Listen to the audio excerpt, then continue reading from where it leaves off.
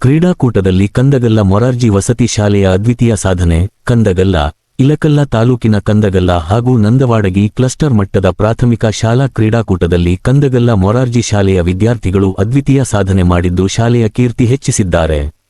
ಬಾಲಕರ ವಾಲಿಬಾಲ್ ಪ್ರಥಮ, ಬಾಲಕರ ಥ್ರೋಬಾಲ್ ಪ್ರಥಮ, ಬಾಲಕರ ರಿಲೇ ಪ್ರಥಮ, ಬಾಲಕಿಯರ ವಾಲಿಬಾಲ್ ಪ್ರಥಮ, ಬಾಲಕಿಯರ ಕಬಡ್ಡಿ ದ್ವಿತೀಯ, ಬಾಲಕಿಯರ ಥ್ರೋಬಾಲ್ ದ್ವಿತೀಯ.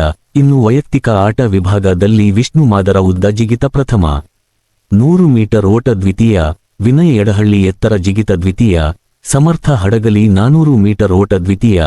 ಈ ರೀತಿಯಾಗಿ ಎಲ್ಲಾ ಕ್ರೀಡೆಯಲ್ಲಿ ಸಾಧನೆಗೈದ ವಿದ್ಯಾರ್ಥಿನಿಯರನ್ನು ತರಬೇತಿ ನೀಡಿದ ಶಾಲಾ ಶಿಕ್ಷಕ ಚಿದಾನಂದ ಗೌಡರ ಹಾಗೂ ಶಾಲೆಯ ಪ್ರಾಂಶುಪಾಲರಾದ ಶಂಕರಪ್ಪ ಜಿ ಹೂಗಾರ, ನಿಲಯ ಪಾಲಕರು ಮತ್ತು ಶಿಕ್ಷಕಿಯರು, ಬೋಧಕೇತರ ಸಿಬ್ಬಂದಿ ವರ್ಗದವರನ್ನು ಗ್ರಾಮದ ಹಿತಚಿಂತಕರಾದ ರಮೇಶ್ ದಾಸರ, ರಾಜು ಪರಸರ, ಲಿಂಗರಾಜು ಶಿರಗುಂಪಿ, ಶಂಕರ ಕಾಳಿಪ್ರಸಾದ್, ಶ್ರೀಕಾಂತ್ ಸಜ್ಜನ, ಪತ್ರಕರ್ತ ವೀರೇಶ್ ಶಿಂಪಿ ಅಭಿನಂದಿಸಿದ್ದಾರೆ.